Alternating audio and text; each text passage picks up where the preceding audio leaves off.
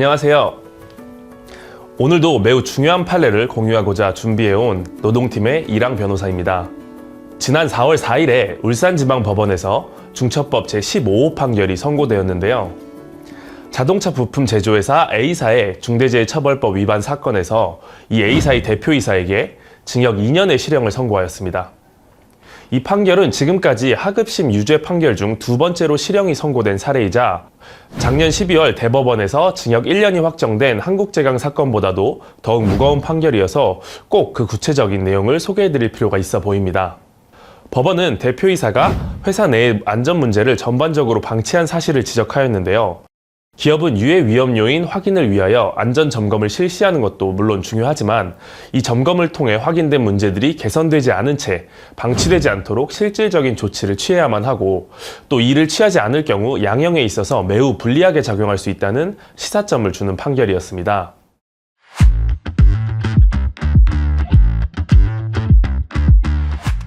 구체적인 사실관계를 살펴보면 이렇습니다.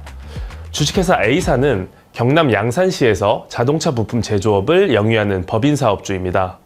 A사 소속 네팔 국적의 외국 근로자인 C씨가 2022년 7월 14일 다이캐스팅 금형 내부를 청소하던 중 그 기계가 작동을 하게 되었고 C씨는 금형 사이에 머리가 협착되어 두개골 파열로 그 자리에서 사망하셨습니다. 다이캐스팅 금형이라고 하면 용융된 금속을 활용해서 일정 형태의 부품을 반복 생산하기 위한 강철 주형이라고 생각하시면 되는데요. 법원은 이 사고에서 A사의 대표이사에게 중처법 시행령 제3호, 제5호, 제8호 위반 등 기존 판례들에서도 자주 지적되었던 위반 사항들과 함께 특이하게도 중처법 시행령 제5조에서 정한 안전보건 관계법령 의무 이행에 필요한 조치 위반을 인정하였습니다. 앞선 14건의 하급심 유죄 판결 중 제9호 판결 단 한 차례에만 지적되었던 사항입니다.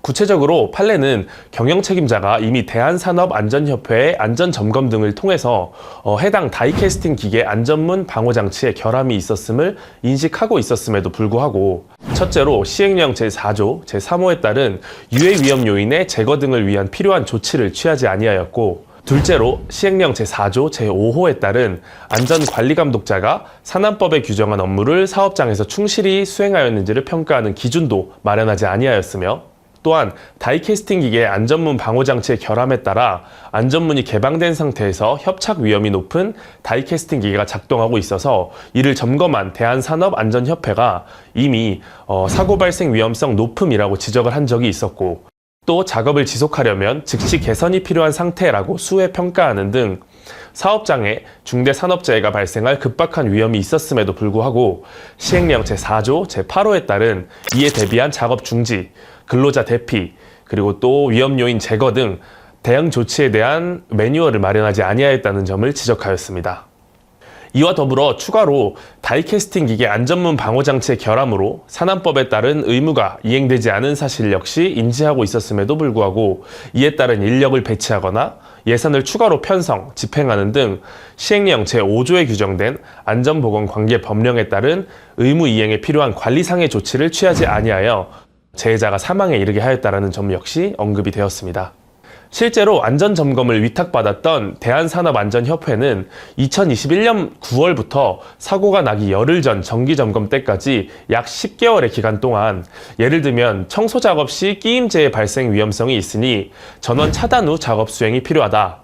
혹은 최근 울산에서 기계가 불시에 기동하여 끼임 중대재해가 발생한 예가 있다. 또는 문 개방 시 작동이 멈추는 인터락 장치의 설치가 필요하다 등 중대재해를 예상이나 한 듯 관련된 문제를 수차례 지적하였지만 경영 책임자는 별다른 조치를 하지 않았던 것으로 보입니다.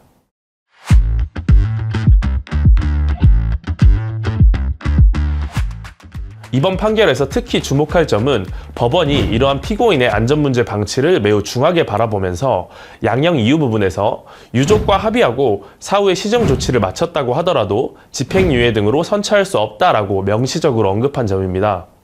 중대재해처벌법이 적용된 선고 사례가 아직 충분히 쌓이지 않아서 중처법 위반에 대한 양형 기준이 아직 마련되지 않았고 법원은 산안법 위반죄의 양형 기준을 참고하고 있는데요. 이때 대표적인 감경 요소로 처벌 불원 및 실질적 피해 회복을 고려합니다. 즉 합의의 요소인데요. 이제껏 중처법 위반 피고인을 실형에 처한 사례가 많지 않은 것도 이 때문이라는 비판 의견이 많았는데요. 그러나 이번 판결에서 비로소 재판부는 유가족 합의와 같은 감경 요소가 있다고 하더라도 가중 양형 요소인 안전보건 조치 의무 위반의 정도가 중한 경우에 해당한다는 점을 보다 더욱 강조함으로써 집행유예 없는 징역 2년의 형을 선고하였다는 점에서 아주 큰 경종을 울립니다.